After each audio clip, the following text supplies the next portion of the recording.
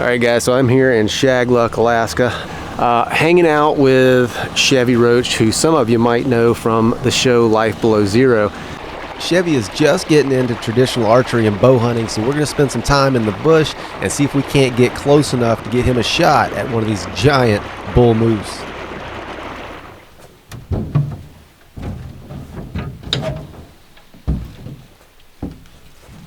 This is a first for me, going into the woods looking for moose with no rifle. Feels kind of awkward. Oh, man. Okay, that happens a lot.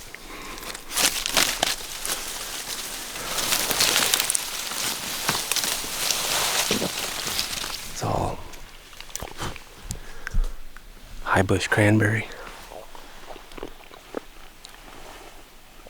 Instantly takes me back to Chilco Lake. I ate gallons of those things out there.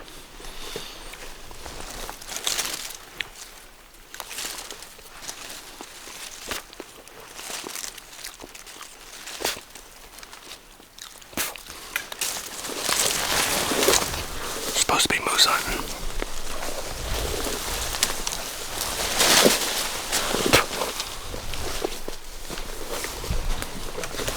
One thing about moose hunting is you don't have to be quiet. In fact, do everything you can to not be quiet. Helps bring them in.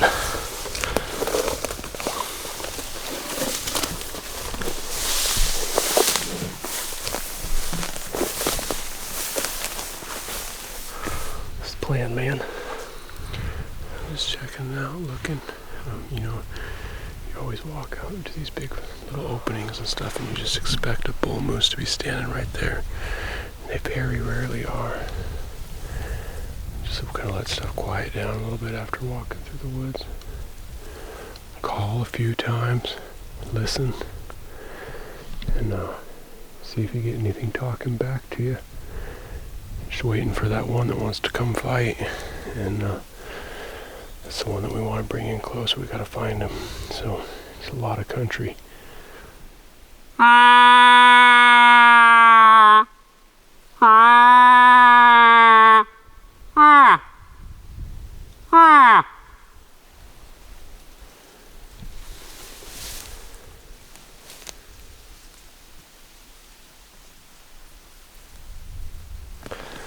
So I got up to take a leak last night, and it sounded like there was a bull. From the cabin back there, it sounded like there was a bull, like right here where we're standing, somewhere raking. You can hear the antlers raking.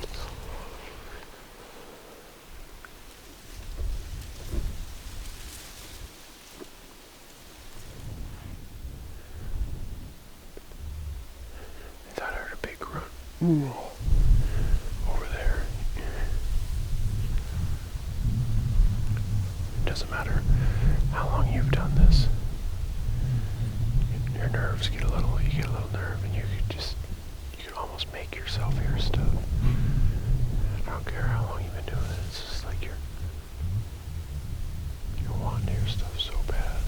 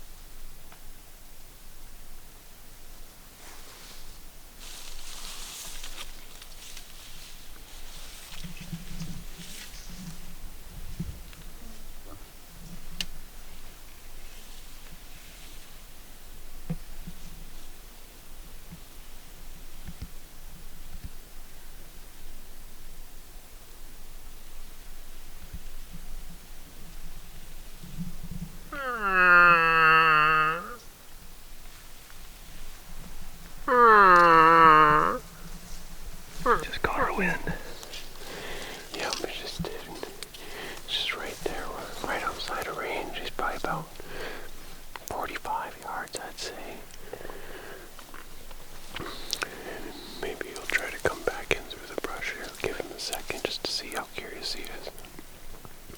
He liked that cow call. That's cool. That's fun. Get to get him. That's right there, man. So that little bull came right across, but he got downwind of us. He's still in the bushes right there. I can hear him.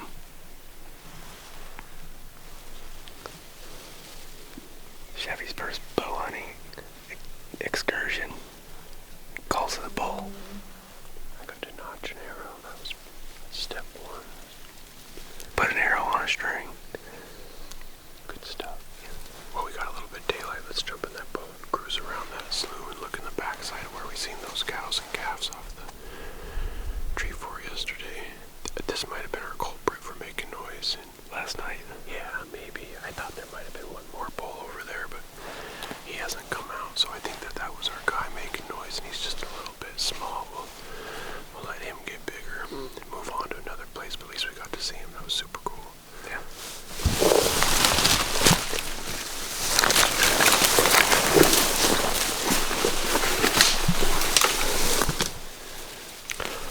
This grass is like 5 feet tall. That one's got to be close to 7. Yeah, that was taller than I am. It's on a tussock though, it doesn't matter, that doesn't count. Spot number 3.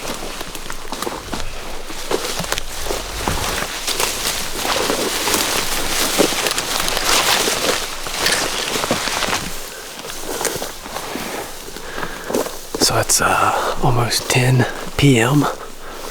Still shooting light. We heard another bull out here, but never could get him to step out of the brush. So we'll try it again another time.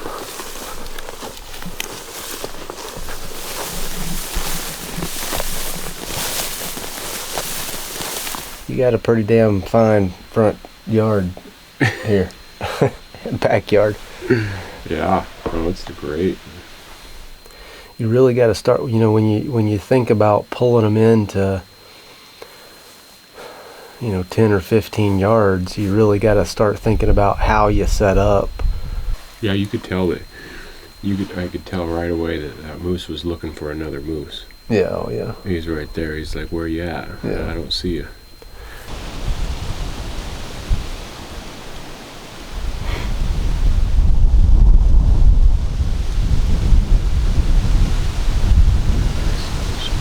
See a bull bedded out here in the grass. Just see the tops of his antlers. But there's all these fingers of these lakes out here. And we're not sure if we can get across. If we could get over there, it's windy enough. I think you could just walk right up on him.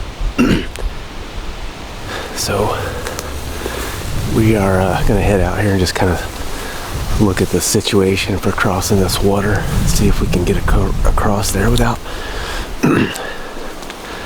getting up to our crotch in water. Can't see him from here. He's right there next to that bush right over there. I think barely see his horns. I can't see him. He can't see me. It's all good.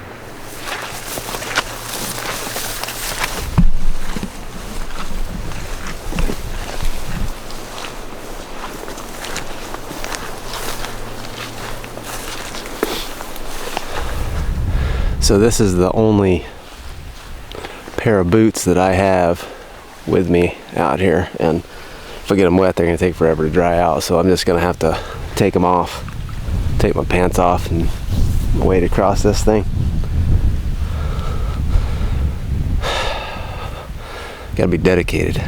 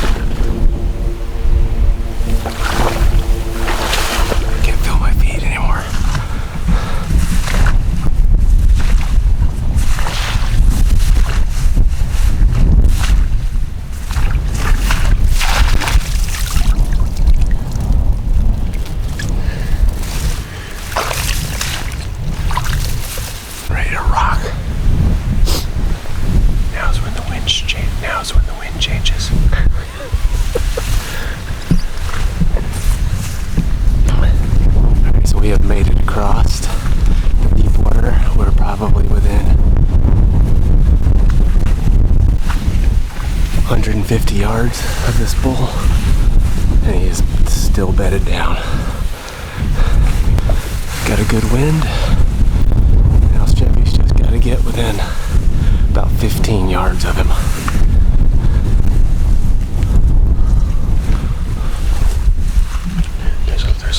There's a little dip right here.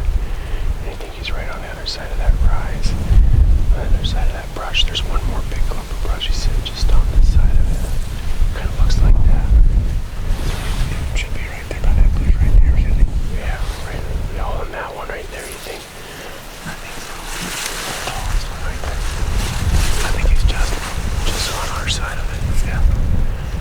How come we can't see him? I think there's isn't there another little bush there? He's in between that shorter stuff, maybe. Which would be perfect if he is. Okay.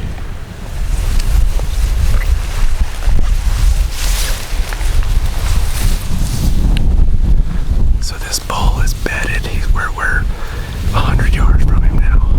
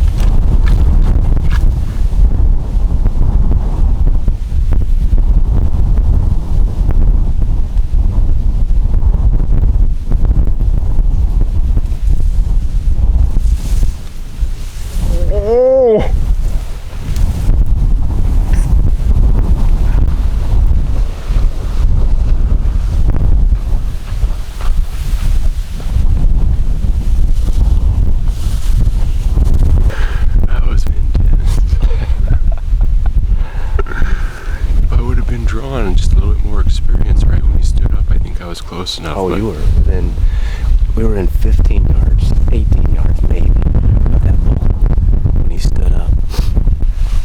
That was freaking awesome, man. Hell yes. Doesn't get much better than that. So right now we're hunting in a unit that I can't hunt in. Chevy can hunt here.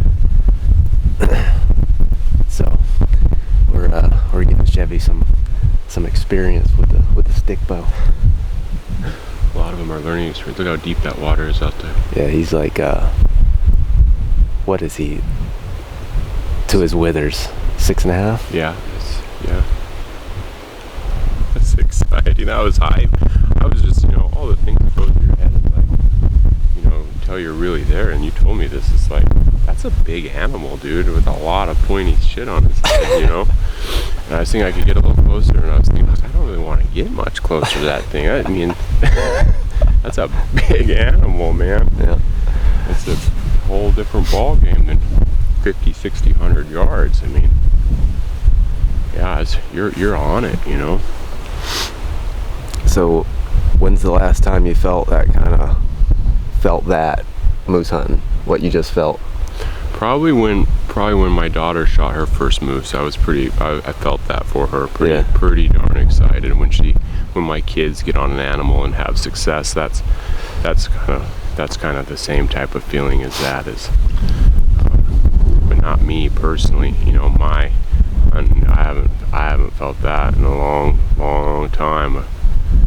Just putting a stalk on something that big and getting that close. Damn.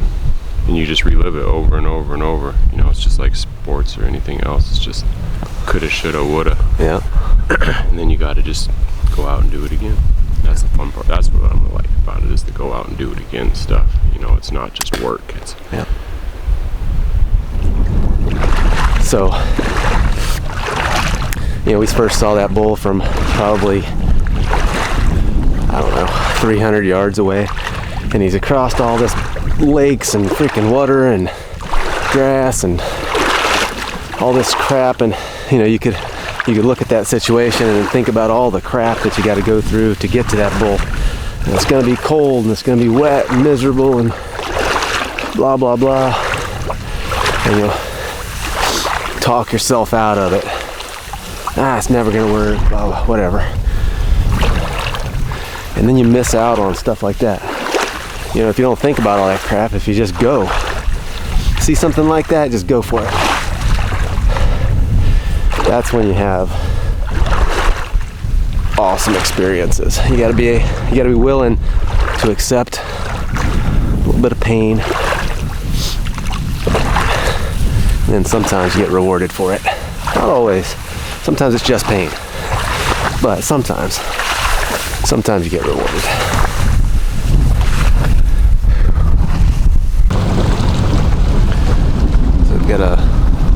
Sounds like there's a bull on this little island here, not just across the river from the cabin. We'll cruise over here and try to get the wind. See if we can't get him fired up.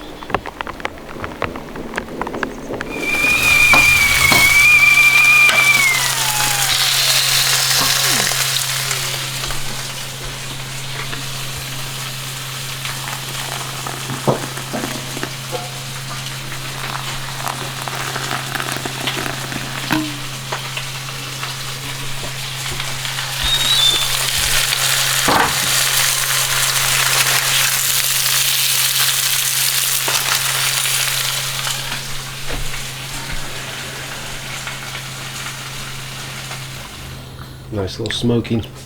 A little bit of smoke, fried and moose meat fat. It's pretty good after chasing moose through a swamp all day. Like the thing I do that drew me to, hunting with the longbow is it gives you more opportunity to be out on the land and having close encounters with animals and be able to come back to enjoying hunting in a way that intrigues me again.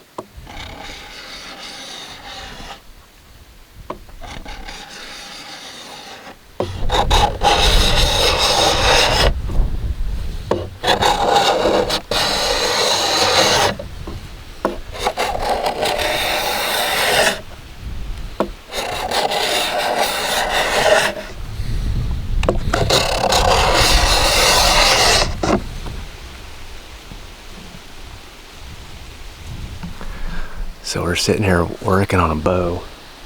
There's another bull grunting now. This is a crazy place.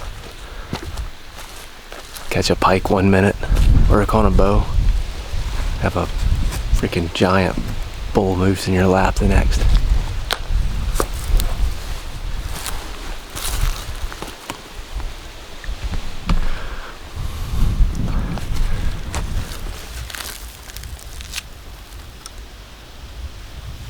Working on a bow here with Clay, scraping away, whittling sticks, lying to each other. And I hear a bull out here, just I've been calling on and off for probably 2 hours, but it's that time of night where they're starting to move, so I make a move out here and just see what happens. One of those things. Got the wind's a little different than the last time we were here, but it's kind of blowing at us across. See what happens. Get our eyes on it, maybe from that tree fort, and then make a move, or if I get call from the ground underneath there somewhere. See if I can get it to come right in. They're getting fired up. It's that time of year. We're gonna take a small break from bow building to go kill a moose.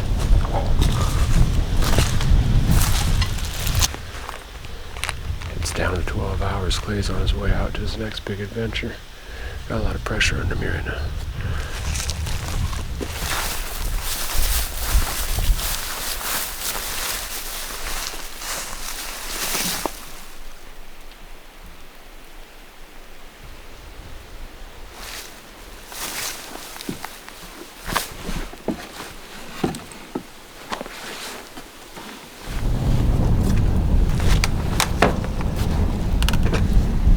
That's the one I heard. Maybe there's another bull coming towards him. You see that bull way over there on the other side where we walked out that one night. It's kind of right over there, but they're always on this side of that brush right there. Can't tell if he's by himself or not. Definitely a bull. You can see his antlers just in the sun. So there's a bull grunting just like right here. He's probably not more than 150, 200 yards. I think Chevie's gonna get down and walk up, and I'm just gonna stay up here and call and film.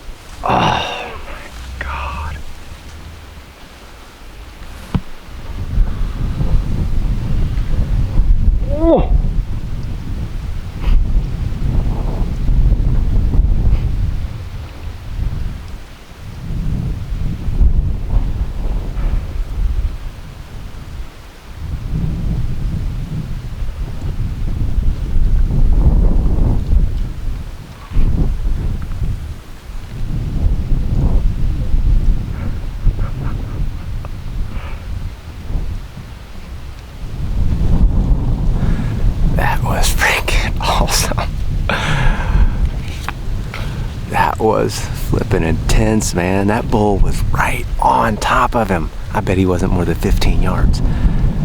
Just didn't quite, I think he saw him behind, he saw something behind the bushes. Just didn't quite commit and walk past. Man, I thought he was gonna walk right by him.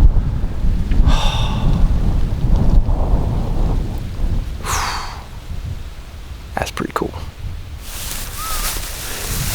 Holy shit. You probably smelt me pissing my pants a little bit. That's some freaking cool footage, man. And I think he was gonna walk right into your lap. And me too. I didn't know if I could. I knew I couldn't.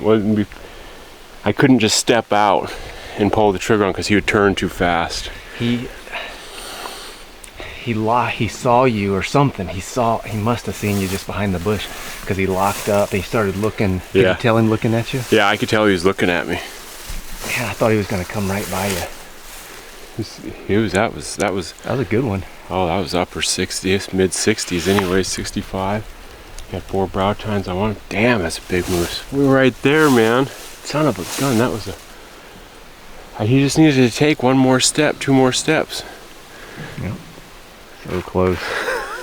Did you get your heart beating a little bit? Oh, I had to do the 444 or whatever that Navy SEAL is. I was like, yo, man, yeah. Leg is just a little tiny bit shaky. Like, holy shit, man, this thing is coming in. I mean, he looked like he was less than 15 yards. Oh, yeah, he was 10 or 12 yards on the other side of that bush. I mean, that's where I thought, like, damn it, if I could just, I even thought, but I knew I'd be too loud trying to get to the other side of that bush, you know. I was nervous, man, getting that close. I was ready, but definitely, that's close to an animal. You don't get that close to him when you're hunting with a rifle. That's for sure. It looked like it was coming straight through the brush at me, so I didn't want to be like out of an athletic stance where I was down low where I couldn't move or something, because you never know when they just want to beat the shit out of a clump of willows, you know, just to let somebody know they're here. And I didn't want to be on the other side of it when he put his head down and started tearing up a bunch of willows. It's not like they're going to attack you really or anything, but they will tear some willows up, and I didn't want to be in that patch of willows if he started doing that. So that's always in the back of my mind, stuff like that, you know. So right there though, I'm jacked. I'm ready to close this deal here one of these times. It's pretty fun. It's getting right in the thick of it right now. So I just got that feel like a little kid with a slingshot, you know, and they just be out just shooting everything all day long. You get that same feel when you have a longbow, because you actually, you know, you're putting a lot more time hunting, which is super fun. You're just like a kid in the woods again, just getting all that same love for it back, you know. It's turned into a job for me so much. Just feed your family, shoot a moose, pack a moose, you know. It's just what you do, you know. You got to do it, and I've been doing it for so many years that it really is like, oh man, this is making it fun again. So I live in such a great area. It's nice to be able to enjoy that again. So super stoked on the bow hunting, especially when Clay's calling for me, bringing in that bull. That was impressive. I was stoked. Let everything calm down for a while. He definitely was a little spooked, and there'll be more bulls in here, or we'll find another one somewhere else and try again.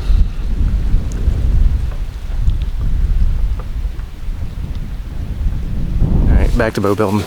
Damn moose keep getting in the way, keeping us from finishing our project.